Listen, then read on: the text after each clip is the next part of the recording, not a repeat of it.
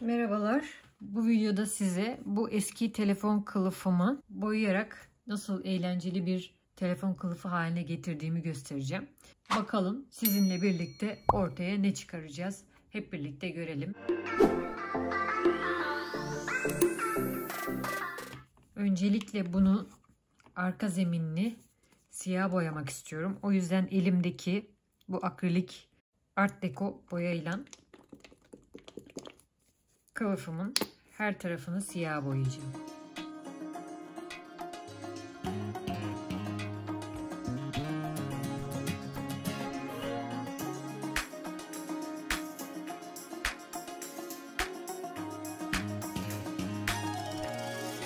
Bu arada telefonumu süslemek için kullanacağım renkleri hazırlayayım biraz.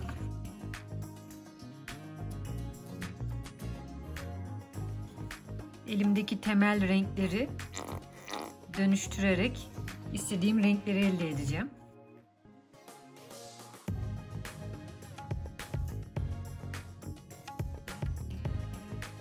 Şeker pembe olsun istiyorum. Boyalarımı istediğim tonlara getirdim. Bir tane buzdolabı poşetin içerisine çok az miktarda su koydum ve şu köşeye gelecek şekilde buna düğüm atacağım.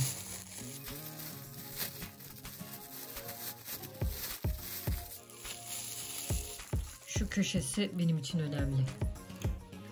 Şimdi telefonumun üzerine kullanmak istediğim renkleri istediğim sırayla damlatacağım.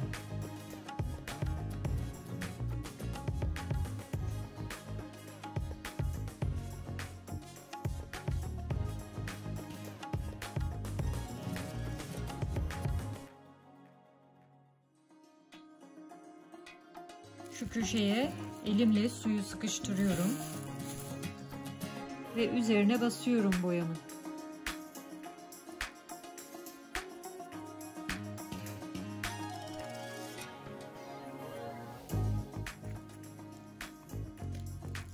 Şu uçla dağıtacağım.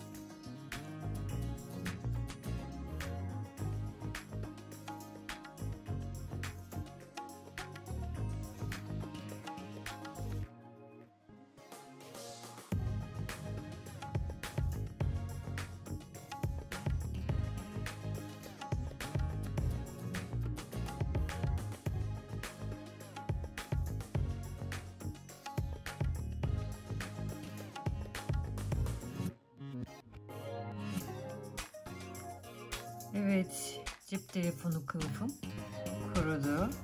Şimdi artık üzerini vernikleyebilirim. Bunun için mat vernik kullanacağım. Bu vernikten biraz üzerine döküp fırçayla yayacağım. Bu boyanın dayanıklı olmasını sağlayacak. Eğer verniğin yeterli gelmediğini düşünürseniz bir kat daha uygulayabilirsiniz. Evet, açıkçası umduğumdan daha güzel bir telefon kılıfı haline geldi. Ben memnun kaldım sonuçtan. Umarım siz de beğenmişsinizdir. Şimdilik benden bu kadar. Hoşça kalın.